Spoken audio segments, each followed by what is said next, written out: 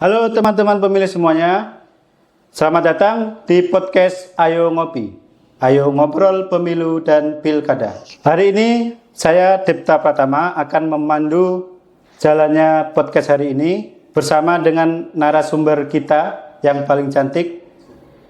Nah, teman-teman pemilih mungkin sudah ada yang kenal dengan narasumber kita sore hari ini, tetapi biar lebih dekat lagi, mari kita perkenalkan narasumber kita hari ini.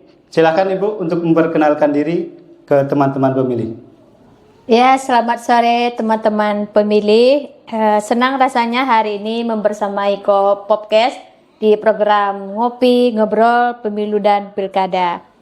Perkenalkan, nama saya Sri Hartati, saya anggota KPU Kabupaten Bungo, Divisi Perencanaan Data dan Informasi. Baik, terima kasih.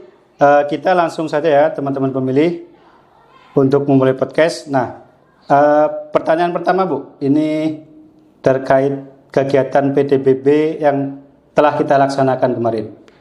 Kita telah melaksanakan rapat pleno penetapan PDBB untuk triwulan 2 tahun 2025. Nah, apa latar belakang dari kegiatan tersebut?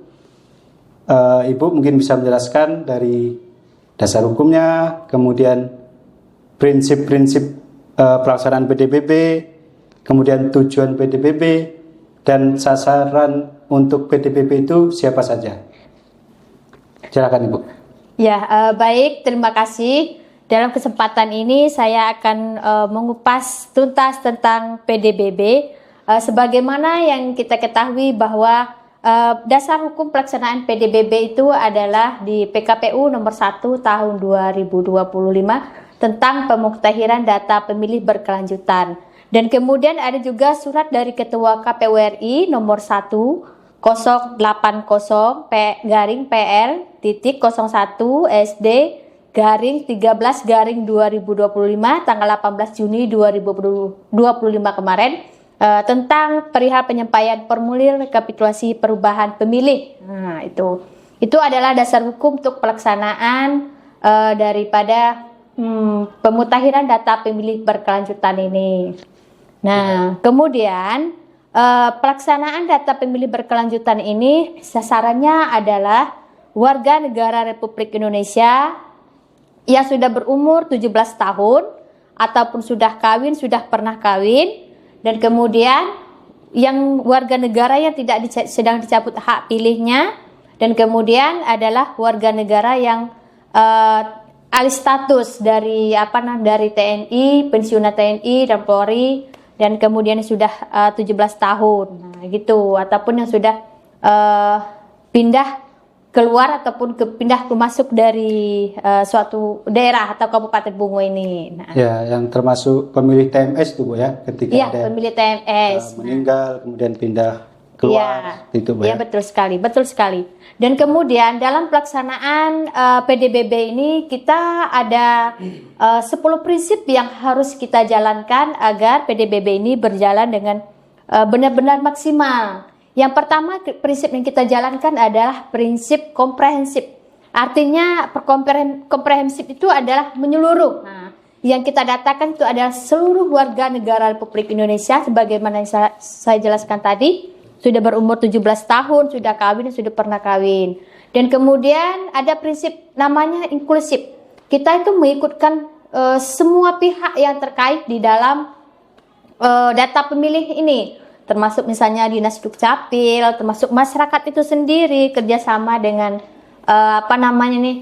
pemerintah dusun, pemerintah daerah, mulai dari daerah, kecamatan, termasuk juga kabupaten. Jadi semua pihak itu harus saling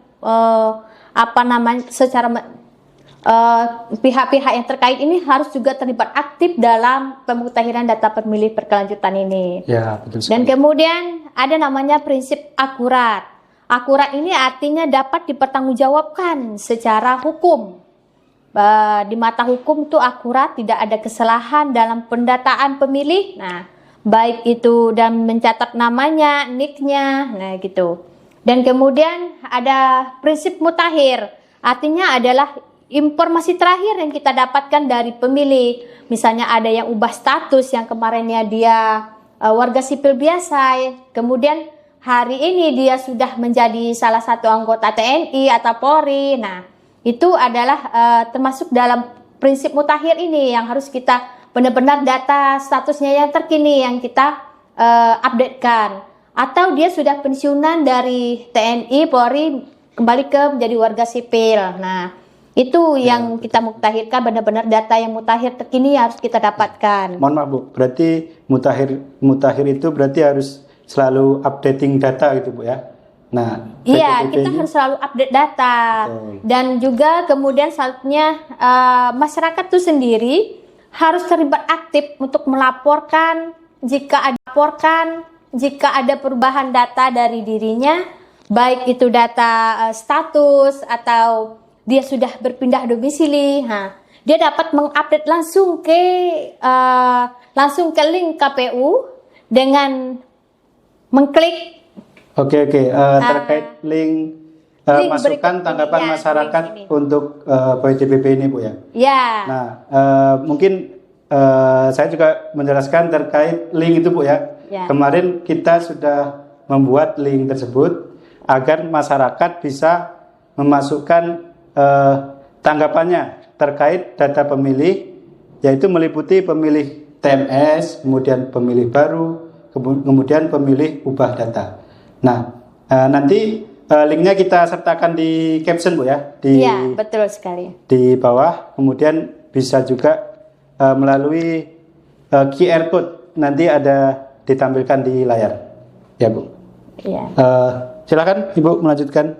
Iya. Selanjutnya kita dalam pemutakhiran data pemilih ini juga ada namanya prinsip terbuka. Itu artinya ini dalam hal ini adalah bagi semua pemilih yang sudah memenuhi syarat. Nah, itu boleh melaporkan dirinya ke KPU baik melalui link ataupun langsung datang ke KPU bahwa dia sudah berumur 17 tahun. Nanti untuk kita masukkan ke dalam daftar pemilih. Nah, kemudian juga ada prinsip responsif. Artinya KPU itu respon dari semua baik itu masukan, kemudian dari evaluasi dari masyarakat, itu semuanya kita terima sebagai respon kita terhadap pelayanan mata pilih ini atau pemilih berkelanjutan ini. Dan kemudian prinsip selanjutnya adalah partisipasif, sebagaimana saya katakan tadi bahwa data pemilih ini tidak bisa sukses tanpa adanya partisipasi dari seluruh masyarakat dalam hal menyampaikan perubahan data dirinya. Baik dianya menyampaikan bahwa dia sudah 17 tahun ataupun menyampaikan informasi bahwa ada salah satu keluarganya yang sudah meninggal misalnya. Kalau bisa tuh dilengkapi dengan surat kematian itu lebih baik. Namun jika belum ada, cukup dengan KK ataupun KTP nanti dilaporkan ke KPU Kabupaten Bungo. Nanti kami akan langsung mencatat dan kemudian pada pelaksanaan PDBB berikutnya akan kita hapuskan dari daftar pemilih. Baik, kita kemarin sudah melaksanakan rapat pleno PDBB. Nah, Ibu mungkin bisa menjelaskan dari mana data-data tersebut diperoleh, kemudian sehingga kita bisa menetapkan di dalam rapat pleno tersebut. Ya baik, saya sampaikan bahwa di tanggal 2 Juli kemarin kita sudah melaksanakan pleno rekapitulasi pemutakhiran data pemilih berkelanjutan itu serentak se-Provinsi Jambi, bahkan seluruh KPU kabupaten se-Indonesia. Kemudian dalam proses pelaksanaan pleno ini kita ada data yang kita TMS-kan, ada pemilih baru yang kita masukkan ke dalam daftar pemilih yang terakhir atau DPT terakhir, di mana data tersebut bersumber dari data DP4 atau daftar penduduk potensial pemilih pemilihan. Data tersebut bersumber dari Kementerian Dalam Negeri, kemudian diturunkan kepada KPU RI menurunkan kepada KPU Provinsi, dan kemudian turun ke kabupaten. Di kabupaten data-data tersebut kita kita cermati, kita sandingkan dengan data yang dimiliki oleh Dinas Kependudukan dan Pencatatan Sipil Kabupaten Bungo, dan setelah kita sandingkan ternyata data yang turun dari KPU RI itu benar adanya, bahwa yang meninggal benar-benar sudah ada akta kematiannya, dan yang 17 tahun memang 2025 ini sudah 17 tahun. Begitu. Baik, jadi data PDBP tersebut dari DP4 kemudian disandingkan dengan DPT terakhir gitu Bu ya, DPT Pilkada kita. Nah, kira-kira di dalam data DP4 itu data-data apa saja yang bakal nanti kita update di PDBP itu? Baik, data-data yang kita update dalam PDBB itu yang pertama adalah pemilih baru atau data pemilih yang sudah berusia 17 tahun. Dan kemudian kita update lagi adalah pemilih TMS atau tidak lagi memenuhi syarat, dengan kategori yang pertama dia sudah meninggal dan kemudian dia pindah ke domisili di luar Kabupaten Bungo, dan kemudian juga dia sudah alih status dari menjadi dari warga sipil biasa menjadi TNI maupun Polri. Oh gitu ya Bu ya, berarti pemilih TMS itu bermacam-macam jenisnya Bu ya? Iya, betul. Nah, berarti teman-teman pemilih juga kira-kira bisa menyampaikan juga Bu ya di link tanggapan masukan itu ketika ada pemilih yang TMS atau pemilih baru gitu, bisa dimasukkan Bu ya di link. Iya, bisa.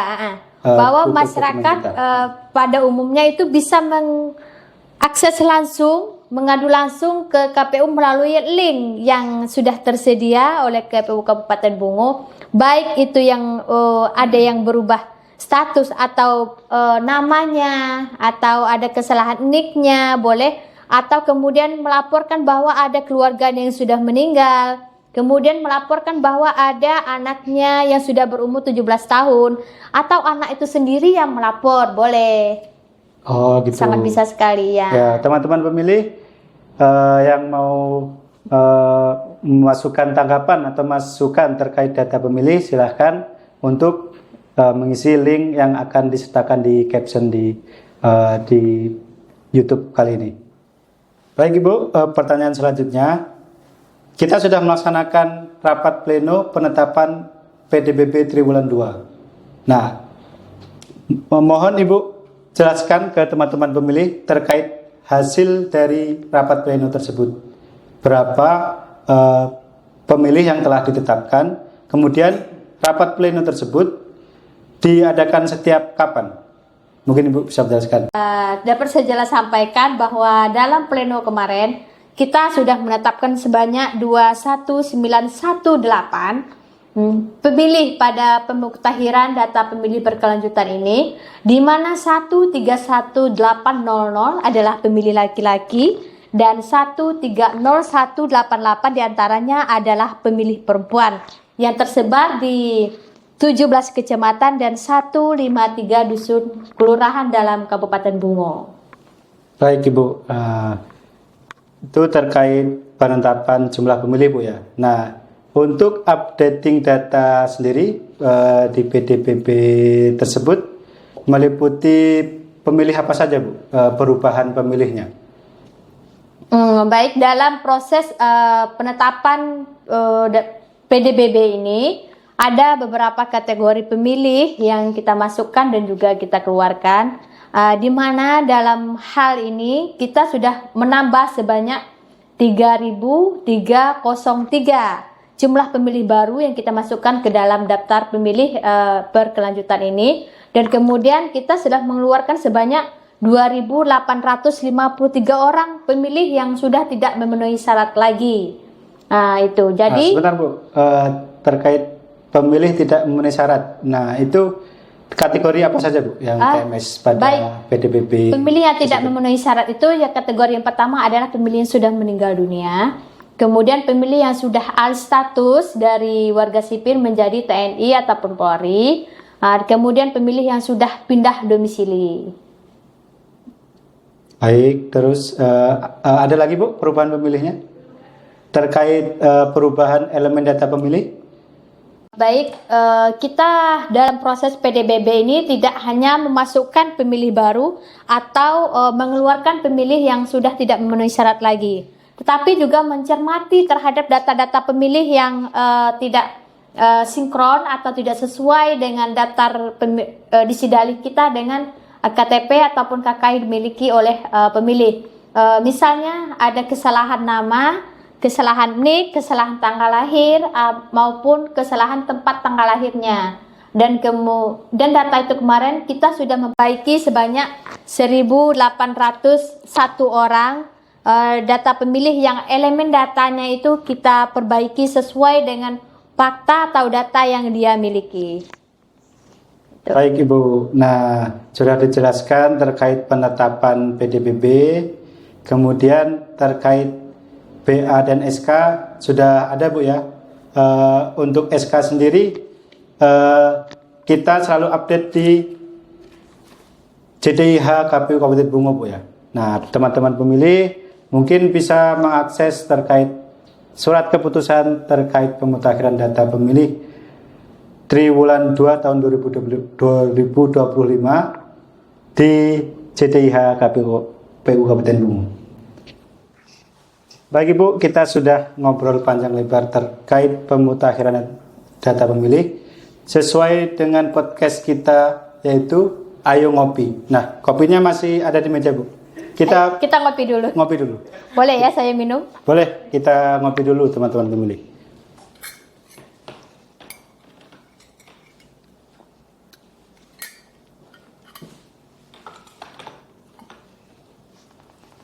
Oke teman-teman pemilih, setelah kita ngobrol dengan narasumber kita pada sore hari ini, kita sudah tahu nih terkait PDBB ini. Kita jadi tahu latar belakang pelaksanaan kegiatan PDBB, kemudian maksud dan tujuan sasaran, dan seberapa penting PDBB itu. Nah, baik, untuk mengakhiri podcast kita pada hari ini Bu, silakan berikan closing statement kepada teman-teman pemilih. Kira-kira apa itu closing statement dari narasumber kita sore hari ini? Silakan Ibu. Ya baik, terima kasih dalam sebelum mengakhiri podcast pada sore hari ini, beberapa hal yang ingin saya sampaikan kepada teman pemilih sekalian, bahwa pemuktahiran data pemilih berkelanjutan ini kita adalah sebagaimana saya sampaikan tadi, untuk menyediakan data pemilih yang berkelanjutan kita pelihara, tujuan untuk pemilu, perbaikan pemilu maupun pilkada di masa yang mendatang. Nah kemudian saya mengajak pada seluruh lapisan masyarakat agar aktif untuk melaporkan setiap perubahan data kepada KPU Kabupaten Bungo, ataupun melaporkan setiap ada warga yang meninggal maupun yang sudah 17 tahun, agar kami masukkan ke dalam daftar pemilih berkelanjutan ini. Dan kemudian saya menghimbau kepada pemilih agar aktif memberikan informasi datanya kepada KPU Kabupaten Bungo, biar nanti hak pilihnya terakomodir di pemilihan yang akan datang. Begitu. Dan terakhir saya mengucapkan terima kasih sudah hadir di sini kepada semua tim yang telah bekerja hari ini dalam mensukseskan podcast ini. Terima kasih banyak. Semoga kita jumpa lagi di tema yang lebih menarik lagi. Terima kasih. Betul. Teman-teman pemilih bisa terus ikuti podcast kita, podcast Ayo Ngopi, biar selalu mendapat update dan info-info terbaru dari KPU Kabupaten Bungo.